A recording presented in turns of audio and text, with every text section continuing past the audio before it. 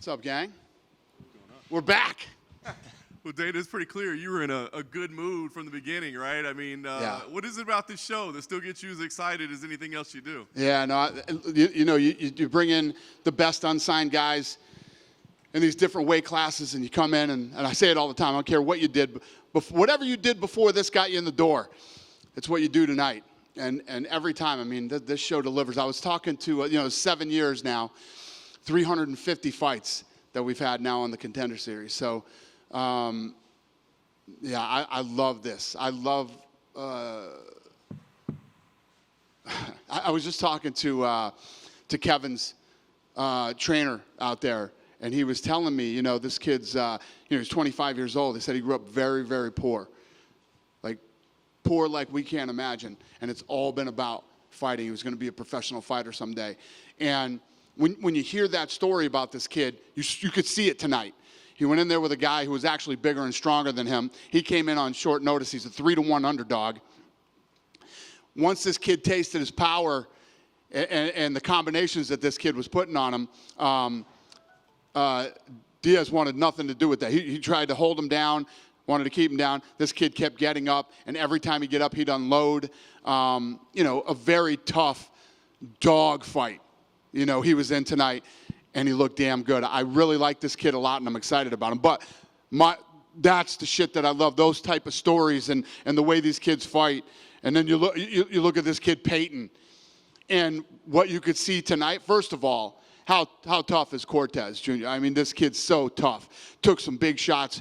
But you look at a kid like Peyton tonight, again, 24 years old. If this kid keeps his head together, he's special. You see it here tonight. You look at the guys that have come up through the Contender Series and what they're doing now in the UFC. It's just, I love this shit. How challenging is it tonight, right? Because you had a lot of decisions. I mean, like Tom Nolan, no brainer, right? Goes out there and throws a highlight reel. We could all write that contract. But the decisions, how much more challenging is it for you to go we're going to give this guy a shot versus, they didn't have the highlight reel finish? Yeah, well, I didn't like the heavyweight fight. I didn't like the heavyweight fight at all. Like I said, it's not the most exciting fight of the night. But when you look at Machado, he was an underdog, right? And he beat a guy who was on an 11-fight win streak and beat him easily. I mean, I don't know what his significant strikes were tonight, but it was a big number too. So how do you deny the guy? He came in and, if he just beat a guy that was an average guy, he beat a guy on an 11-fight win streak. Guy hasn't lost a fight since his first fight. And did it easily, so you take him. And then, the last guy is the other guy that you would question. I'm not looking for 35-year-old contenders.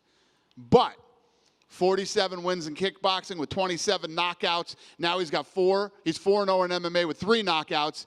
And if you look at the fact that he came from a kickboxing background and look at what he overcame tonight. He was down on the ground. He was, he was in the bottom position. He got back up. I mean, he fought a hell of a fight for a guy who's 35 and has fought his whole career in kickboxing. Yeah. So out of respect, I'm giving this kid a shot. I like it. The start of this week is a pretty banner week for the UFC Apex, right? I mean, there's all kinds of stuff going on here. I mean, well, it's a fun week. Tonight, which ended up being awesome. Now we roll right into the Ultimate Fighter. Power Slap tomorrow. They got to rip this whole thing down and rebuild for tomorrow. And then, Fight Night on Saturday. It's a fun week. Do you envision more weeks like this where there's multiple things happening all week long? It's all coming, man. I got a lot of plans coming up over the next 2-3 years, and we're going to be using this place a lot. Nice. A couple quick ones just outside tonight. The fans in Australia were killing us about finding out when they were getting a main event. You announced it today. I guess relieved, or what's the feeling to finally have a main event for the fans down there? Well, it's the main event we've had for a while here. We knew it was just a matter of when we were going to announce it. Yeah, good. Nice. Happy, yeah. Last thing for me, I did want to ask you, talked about the Ultimate Fighter wrapping up. Any updates on Conor McGregor, his situation? There seems to be all this discussion, is this fight between him and Chandler going to happen? Are there different directions? I talked to Conor, it was either yesterday or the day before.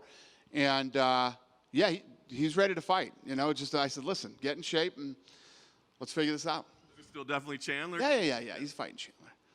Conor likes to fuck with everybody, you know what I mean? Especially his opponent or possible opponents. Yeah.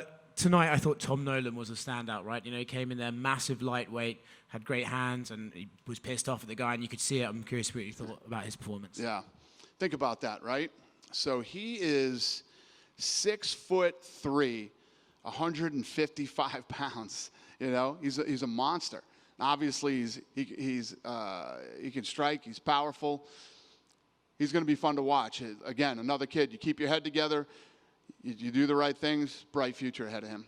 We've seen that before, right? I think that's probably one of the most underrated things about being a professional fighter and you get to this stage. If you're a young guy and you find success early, it can be tricky to keep your head together. Is that something 100%. that you try and tell them early on, like, hey, guys, don't fuck it up, basically? It's the hardest thing to do. I was just watching this clip of Muhammad Ali the other day on Instagram, and he was being interviewed, and they were asking him, what's the toughest part of being a fighter? Is it the training? Is it the this? Is it the that? And Muhammad Ali says, it's the women and the partying. He says, you know, when everybody's out having fun and you know, living it up, I'm going to bed at 9 o'clock and waking up and training the next day. It's the truth. If you can keep your head together and, you know, as you start, some people deal with fame really well, and some people deal with it the exact opposite. So if you can keep your head together and stay focused with the amount of talent that we see on this show, who knows what the possibilities are. You guys offer them the PI, right? And nutrition and everything. Is that something you ever think about maybe offering them like therapists to help them with fame or anything? Is that something you can see the UFC offering guys? Yeah, I mean, I guess if somebody really needed it, we would. It's just, I don't think it's one of those things that you either can or you can't. You know what I mean? I mean, how many fighters do we have under contract now? 656 guys going to go through therapy, and girls go through therapy. I mean, to deal with fame, it's not a reality. But you can either do it or you can't. Outside of this one, I was with Nate Diaz last week, and he was very complimentary about the UFC. He said he missed the UFC. I know that he said he wants to come back. Is that something that you reach out to him, or do you wait and see if he reaches out to you? Well, we feel the same way about Nate. You know, always have. You know, I've always joked around about dealing with the Diaz brothers, but you know, these two, you see it now. I mean, they're two iconic fighters that 20 years from now, everybody will remember and talk about. And, you know, this will always be Nate's house, you know. Nate grew up here. He came in on The Ultimate Fighter. You know, he fought some of the biggest fights ever here. And, you know, we love the kid. I don't know about fighting in the future, but this is always going to be his house. And, you know, we'll see. Did you enjoy his guillotine that he got in the 10th round? Did I what? Did you enjoy his guillotine that he got on Jake? I saw it on the internet, yeah. You know, for a kid pushing 40 years old, fighting a guy 4 weight classes bigger than him in boxing and 2 in MMA, and going the distance, you know what I mean, at his age against a fucking 20-something-year-old kid, so far he's fared the best, you know, out of everybody. He looked good. I'm happy for him.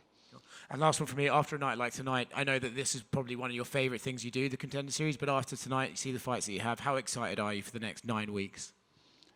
Yeah, I mean, I don't know how many more times I can say it or how many different ways I can say it. I love this show. I love coming over here on Tuesdays. I love walking in with a clean slate and not knowing anything about anybody and watching what they do. You know, I fucking love this show.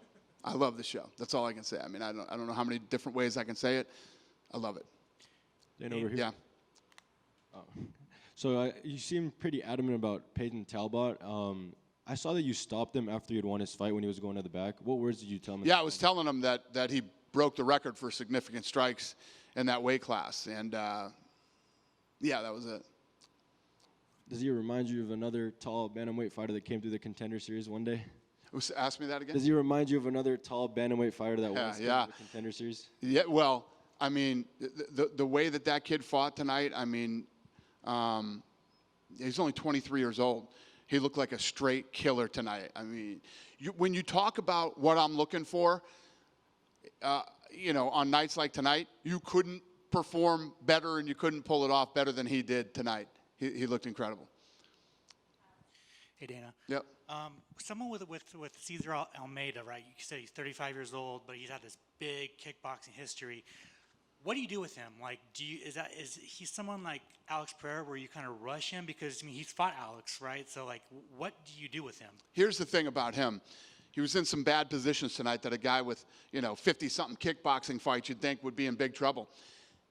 Totally composed, like a vet and a pro. Took his time, worked his way out of positions, never freaked out, never panicked.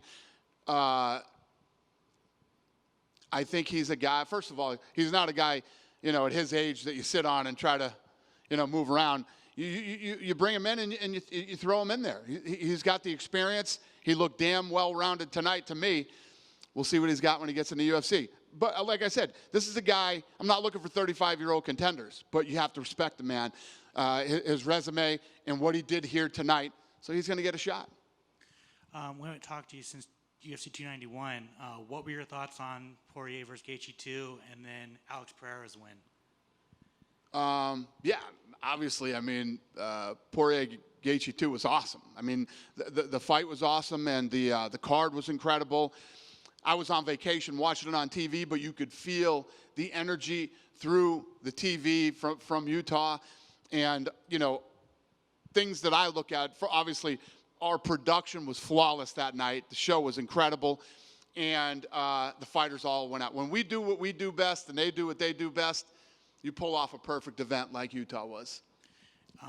Is Gaethje probably next in line? And I don't even. Is Alex Pereira next in line for the vacant title? We'll see. We'll announce soon here what's next.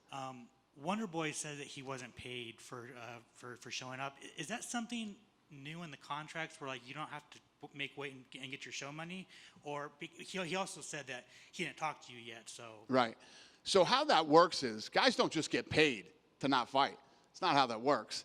Guys have been paid. We've taken care of guys. Listen, if you come in and you're making short money, we take care of you. You come in and you don't fight. First of all, you decided not to fight. The guy was 3 pounds overweight, whatever it was. You get a piece of his purse if you take the fight. But if you decide you don't want to take the fight, we also offered him another fight. There's a much bigger story behind the scenes. And no, you don't just show up and say, yeah, I'm not going to fight. I want $250,000. Not the way it works. It hasn't worked that way for anybody. So what we do is we try to get you another fight. We try to turn you around quickly. If you don't turn around quickly, then we try to figure out, well, what did it cost for your camp? We'll reimburse you. There's a lot of different ways that this gets worked out. You don't just go, yeah, this guy's 3 pounds over, I'm not going to fight, and no, I won't take another fight 2 weeks later and pay me my show money. Not how it works. You don't fight, you don't get paid necessarily in the contract. But we always make sure that we take care of everybody. And, we're working it out with Wonderboy right now. It's all being worked out behind the scenes, and this should all be worked out by Saturday. Gotcha. And then finally, there was a COSM event in Utah, the big show. I think it's COSM. I might be. Is that the future of fighting? Obviously, you weren't there, but you did a little pre-package and kind of introduced it. To what? What are we talking about? The COSM. Oh, yeah. Did you guys go to that? Yes. How badass is that? Fucking fantastic. So they came and filmed at one of I saw other events. I haven't seen our event in COSM yet. I saw like a soccer game and a basketball game and things like that. But I think that if you can't get out to a live event and that's in your hometown, COSM is the way to go. You go in there with some friends and watch it live, and that I think is an incredible experience. Yeah, is that going to be something that you're going to try and put on? I guess. Well, yeah, we have a deal with them. So yeah, we have a deal, and I don't know how fast those places are going to pop up or where they're going to be or any of that stuff, but it's a hell of an experience. Is that a hint that there might be fights at the MSG Sphere? Well, I listen. We're in a deal right now with MGM, but yeah, I haven't seen the inside of the Sphere yet, but the outside is, all the hype that everybody was talking about that place. I think that they actually over-delivered on, you know, you don't want to oversell anything. There's no way to oversell the Sphere. It's one of the coolest fucking things that I've ever seen. And I was landing the other day from being out of town, and that thing was lit up. It's unbelievably impressive. Thanks, Dana. Yeah. Good? Thank you, guys.